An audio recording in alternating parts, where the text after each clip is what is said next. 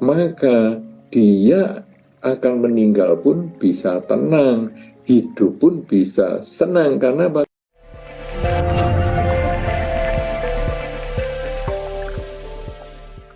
pada kesempatan yang baik ini ingin saya menyampaikan beberapa pertanyaan. Yang pertama, sebelum lanjut kepada pertanyaan itu, mungkin kita semua ingin hidup senang di dalam hidup ini dan juga mati dengan tenang seperti itu. Yang ingin saya tanyakan, bagaimana kalau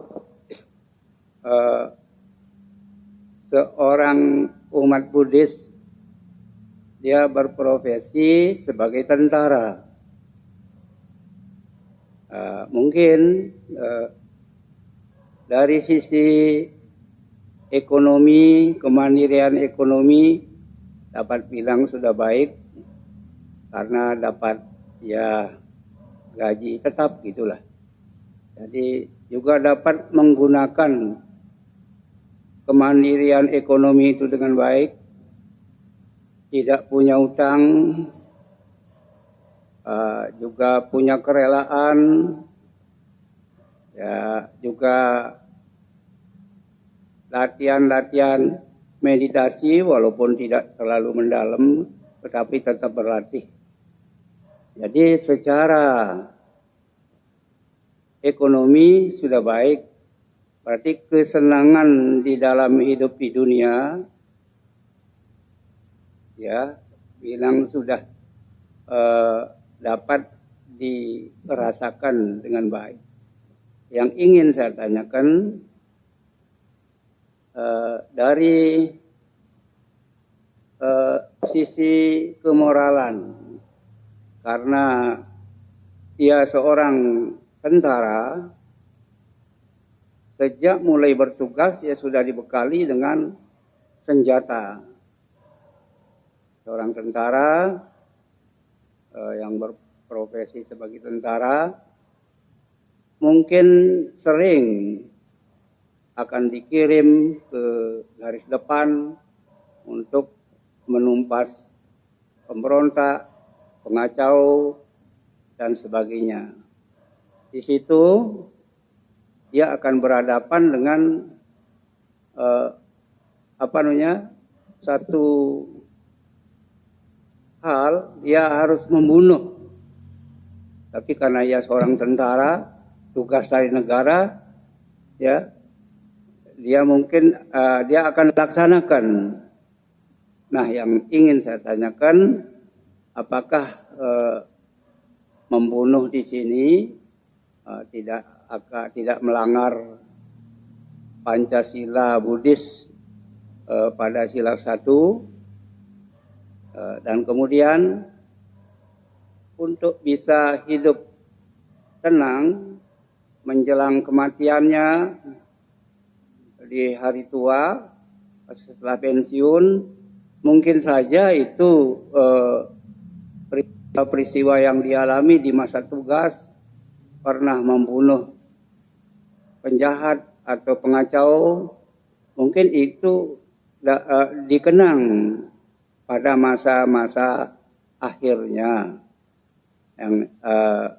Jadi bagaimana supaya di masa akhir hidupnya, jadi kalau seorang tentara itu bisa menenangkan pikiran begitu, supaya jangan baik, hanyut. Bisa ditangkap pertanyaannya. Kita cukupkan satu dulu ya pertanyaannya, Pak. Pertanyaannya cukup satu dulu supaya yang lain bisa gantian ya, Pak. Ya, baik. Terima kasih. Saudara-saudara, jadi memang di dalam Dharma ini kalau kita berbicara bagaimana ya, kalau tentara karmanya bagaimana ini? Kita tentu memahami bahwa karma itu adalah niat. Jadi semakin kita terpaksa melakukan. Jadi semakin kita sebetulnya tidak begitu berniat, itu semakin kecil karma yang akan berbuah pada diri kita. Jadi misalnya, kita ini, kalau tadi misalnya berdana, wah saya memang senang berdana, nah itu nilainya 100. Tetapi sebetulnya saya ini tidak senang berdana ini, tapi teman saya yang mendorong-dorong saya, ayolah ini kamu mesti berdana gini untuk ini, akhirnya ya sudahlah, karena sungkan dengan teman kayak saya ya akhirnya saya berdana. Itu sebetulnya nilainya menjadi kecil karena kita sebetulnya tidak punya niat untuk melakukan itu, ya, karena sehingga yang mengkondisikan atau yang memberikan saran untuk seseorang melakukan kebaikan itu sebetulnya yang nilainya lebih tinggi daripada yang terpaksa melakukan kebaikan. Demikian pula melakukan kejahatan. Jadi misalnya kalau tadi dikatakan tentang membunuh, dia tidak ada pilihan lain. Ketika dia maju ke daerah konflik, dia tidak ada pilihan lain bahwa dia kalau tidak membunuh, dia pasti terbunuh. Dia tidak bisa mengatakan saya umat Buddha karena itu ya saya tidak bisa nembak ya. Jadi ini pelurunya saya kosongkan saja. Kalau kamu mau nembak saya bagus. Kalau tidak kena berarti karma baik saya yang berbuah. Kalau kena ya berarti karma buruk saya berbuah, saya bayar utang. Tidak seperti itu. Ya kita tetap harus melakukan mengisi pelurunya dan lain sebagainya, lalu melaksanakan tugas-tugas sebagai tentara sebagaimana yang seharusnya.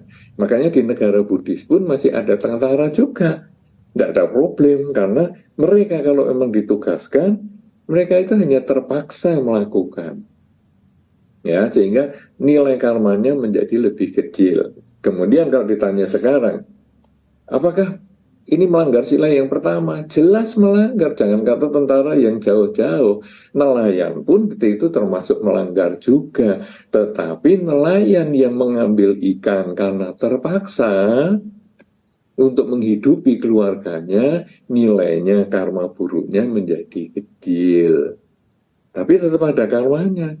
Ibu-ibu yang menggunakan obat cacing untuk anaknya bagaimana? Itu ya tetap karma buruk juga. Cuman karena terpaksa dia nilainya juga kecil. Tidak ada pilihan lain. Nah kemudian sekarang bagaimana bisa hidup tenang? Ya, bagaimana nih bisa hidup tenang? Adalah menyadari saat ini sedang apa. Ya, kan tadi juga dalam teori yang awal pertanyaan tadi tentang hutang karma dan lain sebagainya, itu kan kuncinya pada saat ini saya sedang apa, kesadaran pada saat ini sedang apa. Makanya walaupun dia profesinya sebagai tentara, profesinya adalah sebagai nelayan, dan profesi jagal ayam, jagal babi, dan lain sebagainya, selama dia selalu mengembangkan kesadaran hidup pada saat ini, maka dia berlatih mulai sekarang sampai nanti akhir kehidupan. Saat ini saya sedang apa, itu menjadi kebiasaan bahkan menjadi watak, maka dia akan meninggal pun bisa tenang, hidup pun bisa senang. Karena apa? Karena dia menyadari bahwa ini memang tugas yang harus saya kerjakan selama saya masih berprofesi sebagai ini. Tetapi ketika saya bisa menghentikan profesi saya, mungkin kalau pensiun, mungkin kalau tadi nelayan atau apa karena pindah kota dan lain sebagainya sudah tidak di pantai, maka akhirnya saya bisa menghentikan profesi saya dan saya tetap menjalankan kesadaran setiap saat. Kuncinya adalah pada kesadaran setiap saat dari kerelaan, kemoralan, dan konsentrasi ini. Begitu ya Pak, mudah-mudahan dimengerti. Dan pertanyaan yang selanjutnya saya kira untuk yang lain Pak, karena kalau tidak nanti yang lain tidak ada kesempatan. Ya, silakan moderator. Ya. Masih ada berapa lagi yang mau Kami buka kesempatan bagi satu orang penanya lagi karena keterbatasan waktu Bante. Dipersilakan yang ada di Dhammasala deh.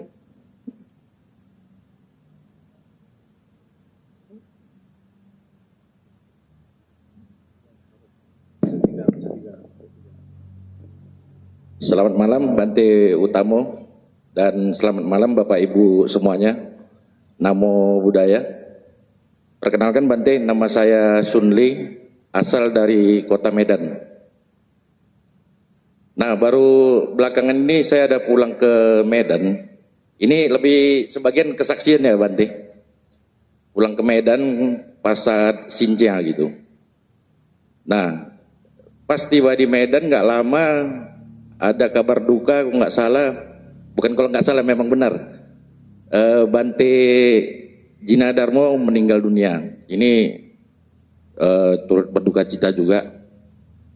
Di sana yang kami lihat Bante, ada rasa sedih karena kehilangan sosok beliau yang cukup dikenal baik dan cukup sederhana. Dan yang kedua, ada rasa terharu melihat banyaknya umat yang melayat, bahkan yang melayat beliau pun banyak juga yang di luar agama Buddha. Nah, yang membuat kita bangga Bante, yang katanya agama Buddha kaum minoritas, tetapi saat beliau meninggal, ini membuka mata kita semua. Artinya yang mengantar jenazah beliau ke tempat kremasi itu mungkin ribuan orang Bante. Dan dari berbagai jenis keyakinan. Yang membuat kami iri ini Bante, apakah umat biasa seperti kami ini, apakah suatu ketika bisa meninggal dengan tenang Bante? Cukup sekian dan terima kasih.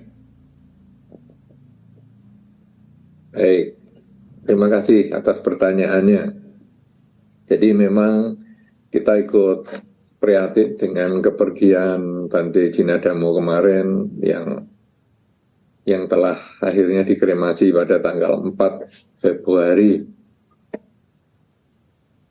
Ya, memang kalau kita menyadari hidup ini berproses, tentu seseorang yang terlahir pasti akan meninggal, demikian pula kita. Dan beliau yang menghadiri cukup banyak sekali, sejak beliau wafat sampai akhir kremasi, diikuti oleh banyak orang dari berbagai lintas agama, lintas aliran agama Buddha dan lain sebagainya, cukup banyak untuk mendoakan beliau. Nah, sekarang problemnya adalah apakah seorang umat bisa?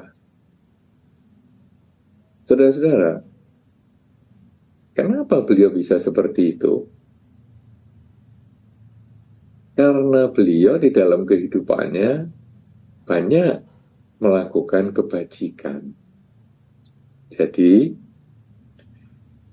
orang itu sebetulnya kalau kita melihat di tempat tinggal kita lah, di sekitar kita, kalau ada orang meninggal kok sepi ya yang mengunjungi, berarti orang itu tidak begitu disukai di masyarakat,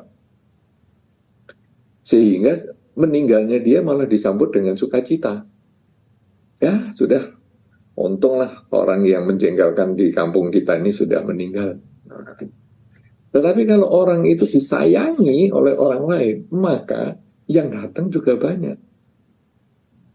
Apa yang kita berikan itu, apabila memberikan manfaat untuk orang banyak, maka ketika kita meninggal, orang yang mendapatkan manfaat itu, dia akan berusaha untuk hadir mengantarkan jenazah kita. Walaupun sebetulnya kita sendiri sudah tidak ngerti mereka mengantar atau tidak, tapi mereka sendiri yang punya dorongan moral untuk ikut hadir.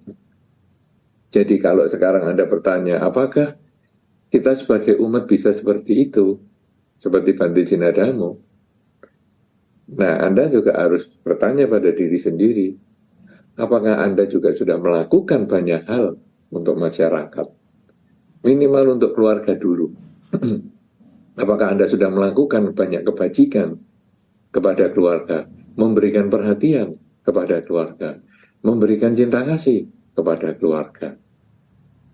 Apakah kepada masyarakat sekitar Anda sudah memberikan perhatian dan cinta kasih?